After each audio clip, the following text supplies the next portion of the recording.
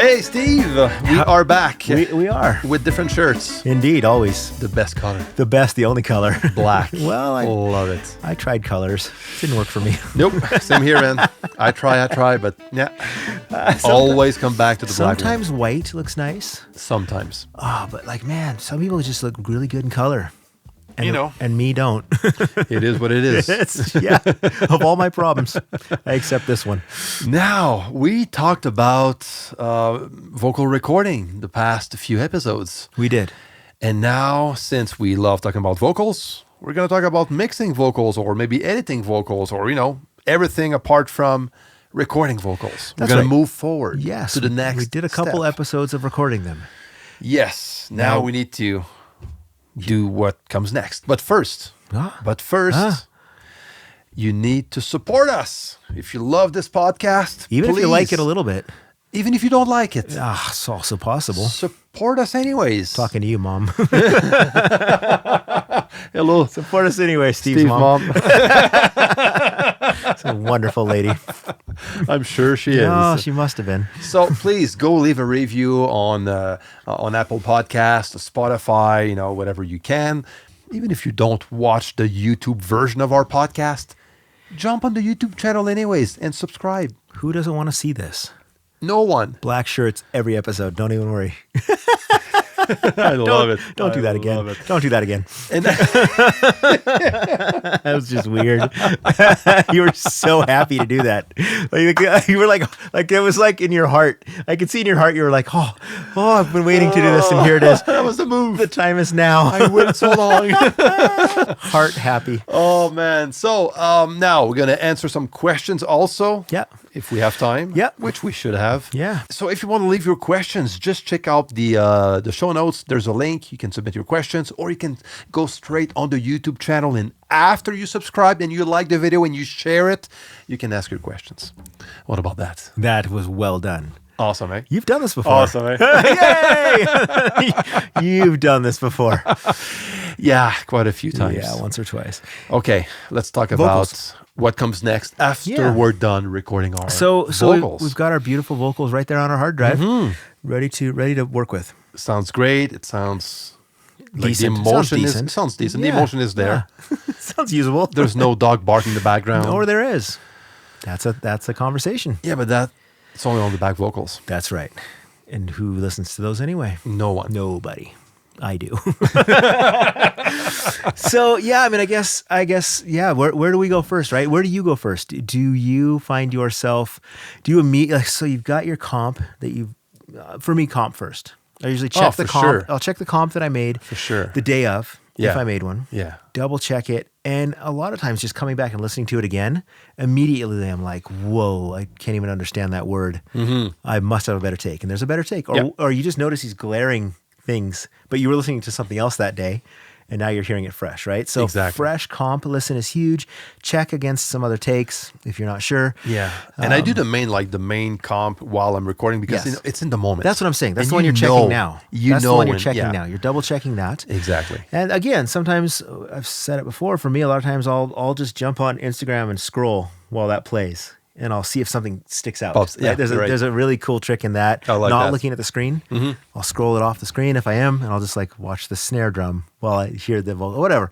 So that's a great one for me. So once we know our comp is good, for you, are you like, oh man, I got to get a compressor and an EQ on this right away so I can think? Or are you like, I got to get to tuning this so I can think? Or where's your I have to do this? I'm in tuning mode at this point. Yeah, there's some stuff I did already, you know, like the main things, But once everything is good, I'm going to bounce. I'm going to keep that comping track, but I'm going to still bounce a new version. And this is where I'm going to start doing all the Vari Audio or Melodyne, whatever you use, vocal correction, like the pitch correction stuff. Yeah. And once this is done, I move forward, with the back vocals and all that stuff. But I'm going to take the time to do it correctly. And I love the manual pitch correction more than just, the automatic one. Heaven help us. Always manual. Yeah. Always. I'm fast at it now. Yeah. It's like I've been, and it's doing this so for years. Different. It is so different. interesting though. You said this. You added a step that I never do. Okay. Which is to consolidate the comp. Yeah. I never do that. Yeah, I do always. I love knowing where my edits were. For some reason. Yeah. There's something about that comforts me. But for me, it's like in your Pro Tools language. Yeah. It's in a new. I bounce that on the new playlist. Yeah. Yep. Which is a track version Yeah. in Cubase. Yeah. So I can always go back. Mine stays cut up at all times, all the way through the final print. I can see every edit.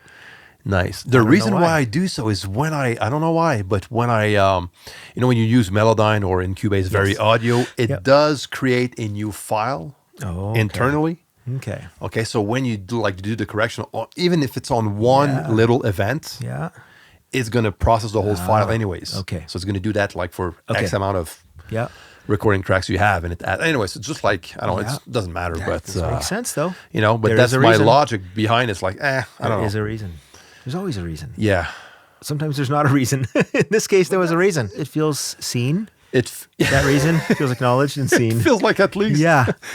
One of our phrases I always say with Julie is she'll say something and I just say, I affirm that statement. And I've been saying that for so many years now. And that's just my like ADHD way of saying, I heard you. I heard what you said. I didn't glitch and zone out. Like I affirm your statement. It went in. Yeah. That's all I have to say is that I affirm it. There you go. It exists. I validate. So you've got your tuning. I do that for drums too, by the way. Oh, interesting. I bounce everything before I start mixing. Okay, I do bounce drums, especially if I've done even my comping, everything. See, for me, the drums are then cut up into thousands of pieces a lot of times. Yes. Right, so that's a different thing. Yes. And that'll just glitch the computer at that point. That many crossfades, thousands at a time across 15 tracks.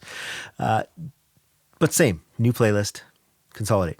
Okay, so when you tune, are you tuning to 100% of this is ready to go, or are you like, it's close enough, I know I'm going to circle back to this?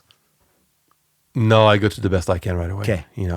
When I'm in the editing stage, not when recording. When recording, I'm going to get, I know I can do something with it, I'll move on, okay? Of course. But when it's time to do something with it, I just do it. When you're sitting here alone with a coffee. Yes. Let's get it done. Exactly. Yeah. That's it. I don't, why come back after, like do it now. And you're right there. And if you take all the work you've done on that, and then you go to the end of the mix process, X hours or days later, what % did you still have to do to that vocal? You know what I mean? Yeah, because there's always something. Yeah. There's always something. If you had to estimate, do you get it to what %? 90, 95%. Okay. Yeah. It's pretty close. Yeah. We're talking about tiny little things, because sometimes the perspective is going to be different once a song is mixed.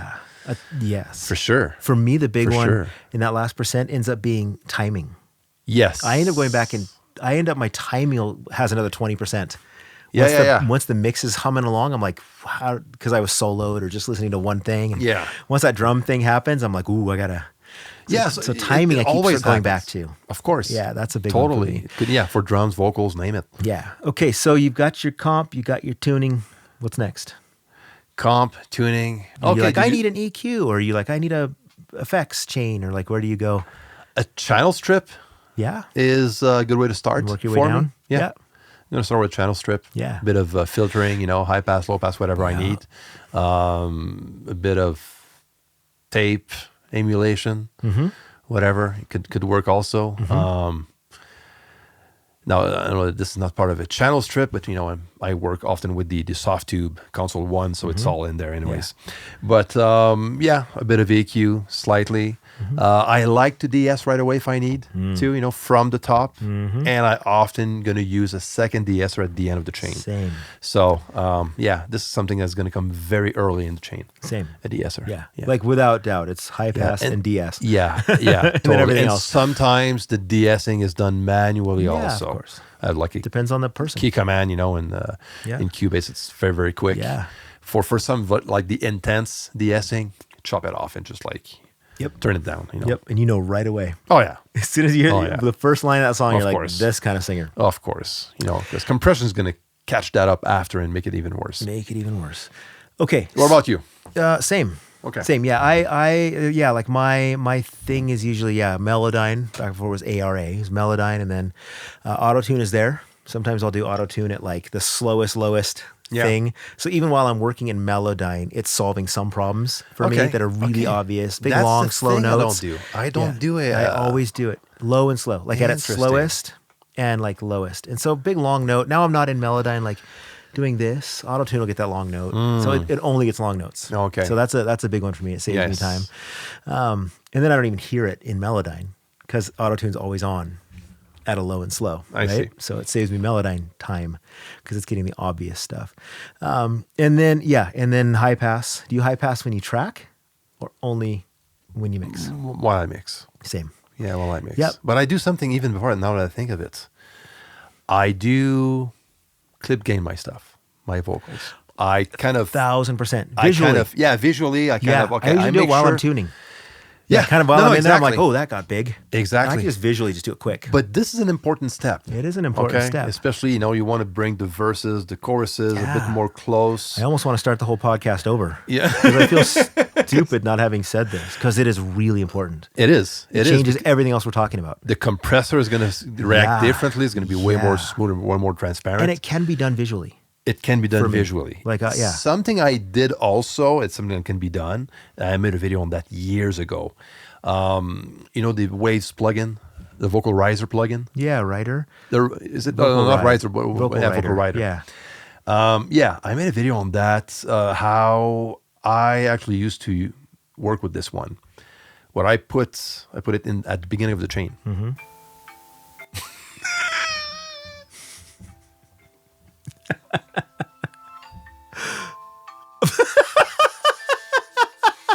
The reminder went off.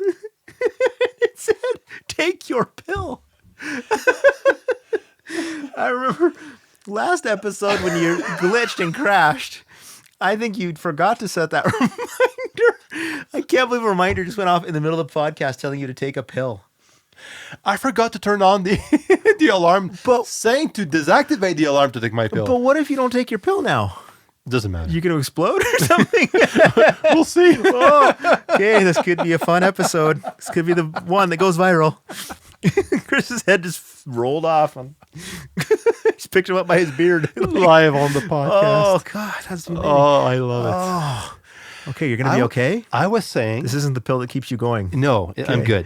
You're not going to turn into a 100-year-old witch man or You know something? what to do if that happens. I do. You know the drill. Yep, CPR. Mouth to mouth. No matter what. I didn't say it. What was that? I didn't can't say remember it. the movie. He was like, I'm fine.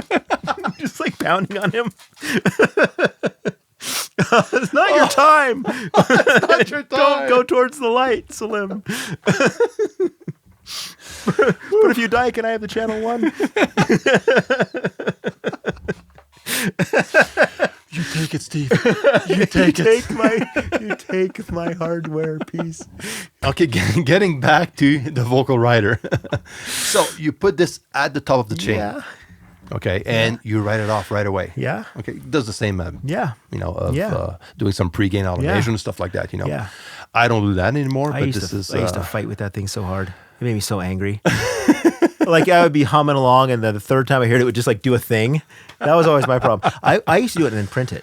yes. So it became predictable. Same here. When I used that thing. Same yeah, here. because it would And then just, it's it would done. just like glitch out in the That's middle it. of a chorus. All these Same type with the of bass things. one. There was the bass rider one. Yes. But when it worked, It's that awesome. vocal thing was great for like back vocal yeah. in a session. I love it. Back in the day, I'd throw that on, and it would it would just do the other guy's job. It was amazing. So, but now I just like Yeah. clip gain stuff, Clip and gain that's is it. awesome now. That's it. And now it's so easy with the Yeah. new Cubase 14. It's like, Yep. it's a charm. Yep.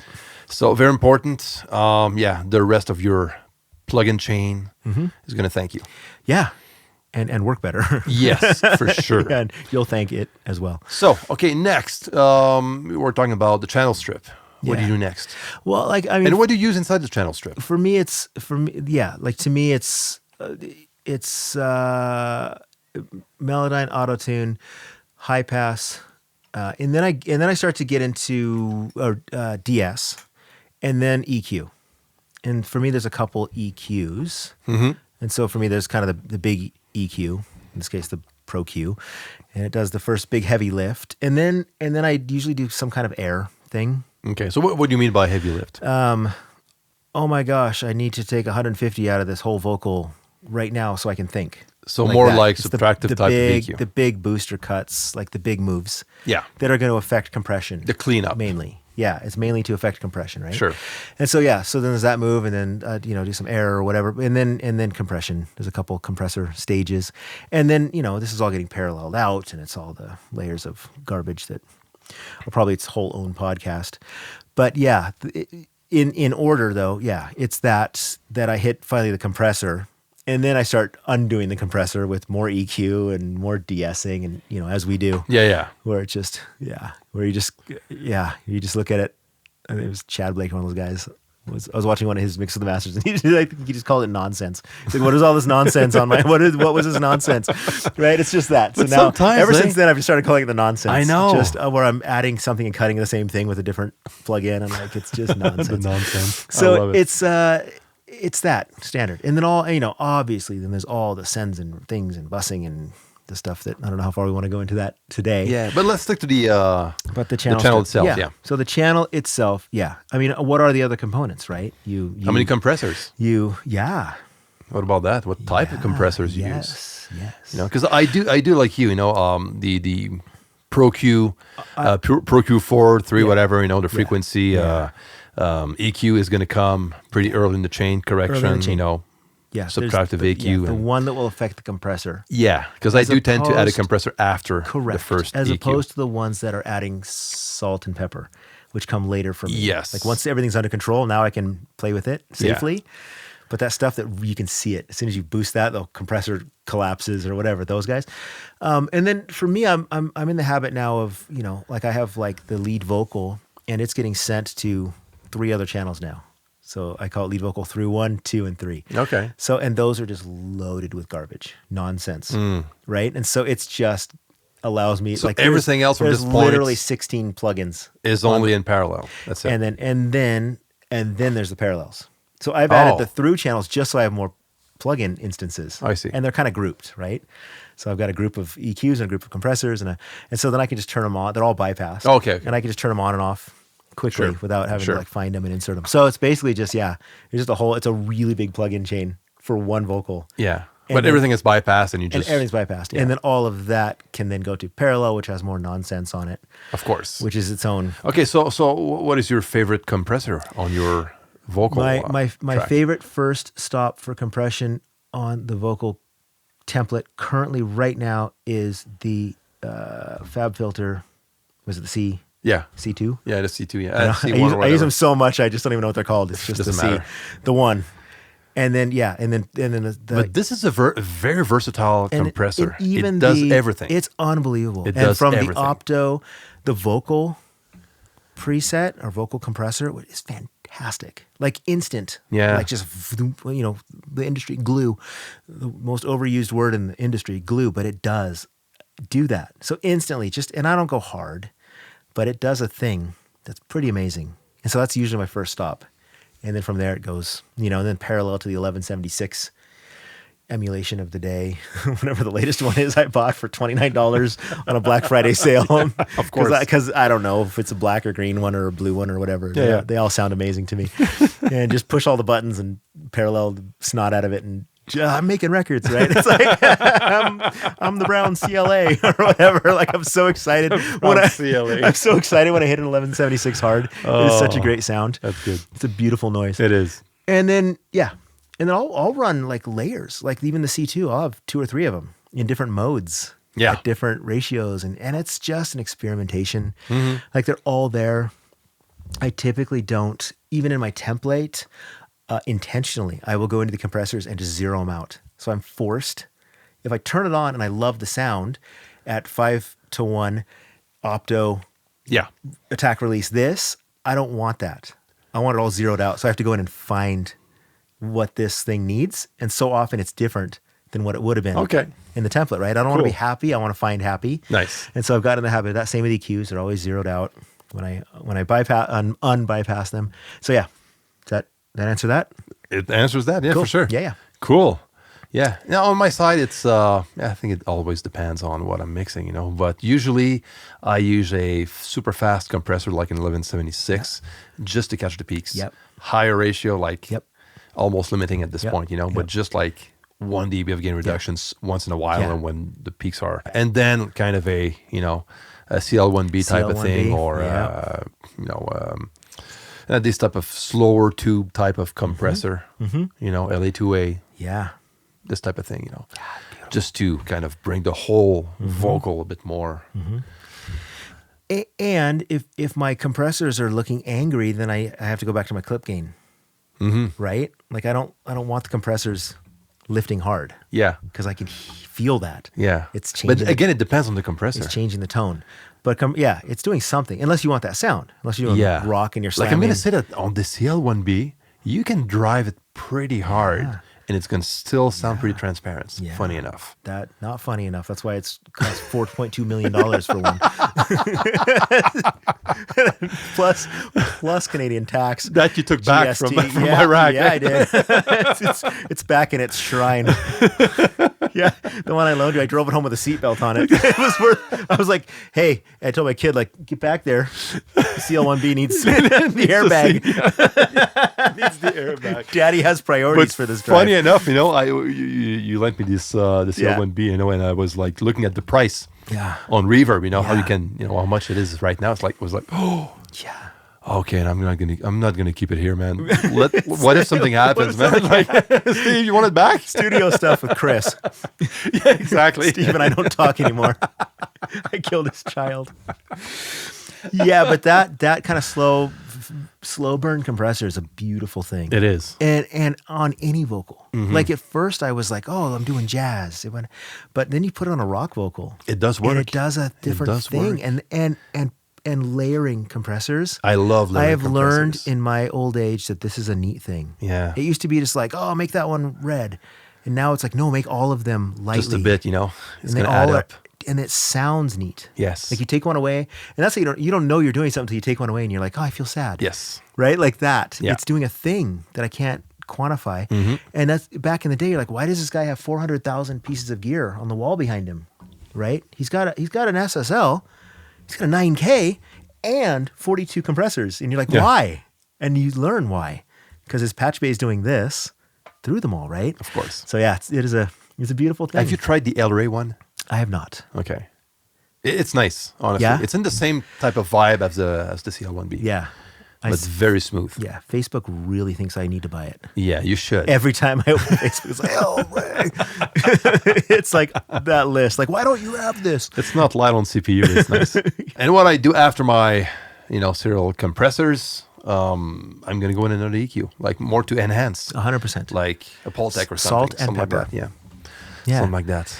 And it's interesting, and that's another thing I've learned through just playing, and I didn't play with it for years. I was always in that school of thought, like just from a console, where it's like, oh, we do the thing, and then we add the EQ, and then we compress, and then we send it to the reverbs, and then we turn it up and down and print it. But this adding more EQ later thing, and then even adding compression again after that thing, like those layers are really fun. Like EQs act totally different after they're compressed. Of course. Then, you know what I mean? Yeah, I know what you mean. Like totally. and then same. And then I'm like, oh, I want to compress this again to bring out this thing. And it brings out this thing without bringing out the yucky, because you've eliminated the yucky twice, And it's so that building of, and just experimenting, like copying plugins down. Yeah. Is neat. It's very cool. That's cool. Yeah. Air type plugins. Yes. Like towards the end are just beautiful. Once everything's smoothed out, they're just reacting to the final. And that's it. So beautiful. Something I like to do also, when you get a song where the verse is a bit lower in pitch, more smooth, and then you have like that high chorus, lots of energy, an octave higher or whatever, What do you do in this case? Make a new track. That's what I do too.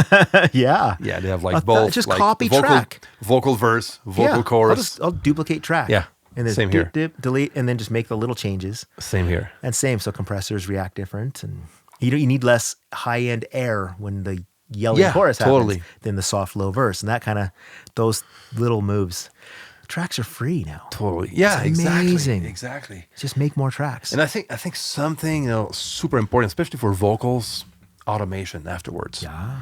We talk a bit about pre-gain automation or clip gain to kind of level out the recording of the vocal. But there's also the vocal after processing, by riding the fader. Turn the freaking monitors down when you do that. Yeah. That was my greatest piece of advice somebody told me early on. Yeah. Like when you're automating vocals, turn the speakers down. And for me, for any types of automation, it's always when I get back to a mix with a fresh pair of ears. Yeah. Always. And turning it down does a version of that too. It's a new song. It is. Everything sounds great when it's loud. But do you mix loud to begin with? No. No, same here. No. So Hurts my brain. it's always the same level, which is not like 21 on my thing. Oh, 21 is good. Yeah, 21. I go to 11. No, well, it's because you're better than me. No, but honestly, Mine goes to 21. Although I think you lent me that, so it's actually yours. It is. Either way. Yeah. Okay, yours goes to 21 and 11. Thank you. Like for me, when it comes to level, like for automation, or even for mixing for that matter, I can have a conversation with someone while I mix. Oh, yeah. That's at the level I like to mix at. Yeah. And then when I automate, I go lower. There you go. Vocals, because things disappear. Yeah, you're right. Right? And for me, that's the best way if they disappear. And then when automating, I'm constantly making the decision, do I clip gain this or get it at the end with the fader? Like there's a constant battle there. Yes. So even at the very end, I'm going back into clip. Oh, that got too soft. But you know that if you clip after you're done mixing your vocals, it will affect Correct. the plug and chain. And that's why the conversation is always happening. Exactly. Is this soft and low? And do I want it to be more intimate? So I'll go up here and get it. I remember when I first started to mix and I was working with this guy, client of mine, and he knew a bit about mixing, of course, and I was adjusting the volume. We're kind of tweaking the mix, vocal levels and stuff. And he was saying, oh, the vocals a bit too loud here. So I was clipping down the vocals. And then at some point it was like, are you sure you're doing it the right way? He called me out. That's amazing. It's like, what? Yeah, it's going to affect the whole thing. It's like, oh, yeah, I know. That's what I do. I know. I like to do it wrong. Yeah. Yeah, because I want to hit I wanted to hit the compressor in a different way. And I noticed when I was full of crap, I did not know. You didn't make a video about that, did you? That was in my first years. The early years. My goodness. The early years. I know. Okay, now, before we wrap this up with this topic. Yeah. You were talking about, and we're talking about a bunch of different processing. We have a couple of, even sometimes 3 compressors. All the compressors. Because I didn't say it, but sometimes even a multi-band compressor can work pretty well after the 2 compressors that are already on, But after all of this, does it happen? Does it happen that you don't have to do much on a vocal? Yes. Where, all the time. You're actually bypassing most of your plugins. All the time. You only have like a couple. Yes. And where that has started happening, and maybe because I'm just old and tired or what, but I find myself doing that more and more. Yeah. Where I'm like, this just sounds good.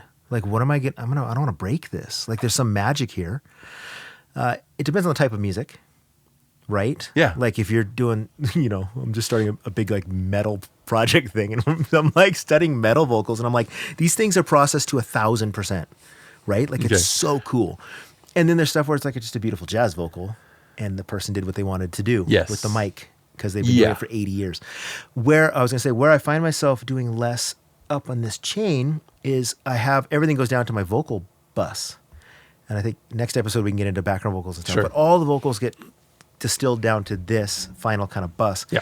And there's bigger moves I'm doing there now, I'm finding, that are affecting the whole thing. And I'm getting better at going, okay, when I get down there, I'm going to do this. So I can leave this now. Yes, okay. Right? So there's something, that's going to bring this into the song better. That makes sense. Right? So there's a thing there that's saving me a whole bunch of moves up top, because I know I'm just going to smiley face everything and it's going to fit right into this track or whatever, right? So all that to say, there's a bit of like just knowing where I'm going that I'm gathering as I go through life. In many aspects of life. Some I'm getting worse at knowing where I'm going. But yes. Sometimes what I do is I bring the level to, I kind of copy like a non-mixed version of that same vocal. Sure. I compare at the end of the mix. 100%. Just like, okay, am I doing things worse or better? The demo. Go back to the demo and you're like, that's really good. Yeah. Who's that? Who makes that? Exactly. It was me yesterday. Sometimes not the amount of plugins and processing Yeah. that you have on your channel that's gonna make the vocals sound good for that mix. And the last thing I'll say to this is emotionally, especially if you're just hired to mix, what were they going for on the demo they sent you? Yes. And have I broken that? Mine sounds really neat, but theirs feels different. So there's Yes. something there Totally. that Totally. is worth checking the demo, because they're going to go back and go, we loved the way he sounded on the demo. Yours sounds weird. And I'm like, but mine's technically perfect or whatever. I look at the meters. So yeah. Technically and musical Again, is two different things. where are we going with this vocal? Exactly. Oh, we almost forget that. That's fun. Yep. That's fun. Okay, the question of the week. All right. Yes. So this question comes from, it just sounds neat, Jim Kelly. Nice. From Kilkenny, Ireland. Man. Kilkenny. I'll go with that. But his name is Jim Kelly. It's like so that cool. is such an Irish. It It is. is so cool. I love it. Oh, I want to be Jim Kelly from Ireland. Next life. Okay, so his question is about it's a longer question. So I'm distilling it in real time. He's asking about when you're using MIDI drums, regarding committing them to audio. He's saying, I've watched all the videos Chris has made about MIDI drums and assigning output channels and then committing them to audio files. Yeah. He's saying, when are you adding plugins? Do you apply the routing and then EQ and stuff plugins to the initial channels? Or are you doing it after you've committed them to audio? Yeah. After. I think so too. Yeah, after. Well, especially like now we're talking about VST drums that are mimicking Correct. an acoustic drum Yeah. kit. Okay. Yeah. Yeah, and I will tend to work with VST drums where I can remove all the processing. Because most of the time they're going to come pre-mixed and all that stuff, you know. Oh, so much smiley face EQ. You can't even think. Always. Yeah, Okay. yeah. So I get rid of all of the processing, make it as clean as possible. How much high EQ did you add to that kick? Exactly. Like, it's Exactly. amazing. I want the raw recording. Yes. That's what I want. And I bounce that and I mix those drums as I mix regular Yeah. live drums. That's Yeah. my answer. That's a really good answer. Yeah. Take all the stuff off and put your own stuff on. Exactly. Because your stuff fits the song. Yes. And you have more control. So you've got your performance MIDI, and then you've gone into your software, you've removed everything, and then you've bounced them as though they're real Yeah, drums. that's it. And I just do my parallel stuff, everything. And for me, I'll even drag them into my actual template. Yeah. As though they're Same. kicks and snares and Same. things, like they were recorded. Same. They just happen to be recorded by somebody else at a Exactly. really, really, really, really nice Because studio. these are, based on real recordings. recorded somewhere in a So beautiful studio. But this is the way we work, because we're used to mix acoustic drums, record Yeah. acoustic drums, all that stuff, Yeah. But a lot of people are not used to that. And Yep. what they know of is VST drums. and Okay, that's it. so just to turn this on the head and make this episode longer, what if the VST drum sound is what you're creating too? Right? I've done that. I'll load in a loop or VST drums or something, and now I'm building a song around that Yes. sound, and I'm bringing Which is probably things going to be the that case of sound. most people. Yeah, so that would happen a lot, I imagine, that you're bringing your mix to those drums. Then you decide what you want to keep and what you want to. Then yeah, because you could do it piece by piece. You could do piece by piece. Just because change you know the what? kick. Like the tone, let's Yeah. keep the EQ on. Yeah. So I'll compress Yeah. out of that Yep. VST ecosystem. Yep. So I would pick and choose. Yeah. I would pick and choose. Pick and choose is a good answer. Yeah. That's the best of all worlds. Yeah. That's a politically non-committal answer. You're ready. I'm rarely going to keep the whole thing. Yeah. Even in that situation. Yep. But is it wrong to keep the whole thing? Not if it sounds good. Not exactly. That's Nobody- that's a good answer. That is a good answer. We should go into politics. Dude. I think there's going to be We some should. openings soon in every It's country. all about your good. This is all about your good sounding forehead. Was that last episode? It was. Yeah. We decided has a nice dark tone. So great. Hey, Better than great. That was a good question. Yeah. Hey, Should we go? maybe we should.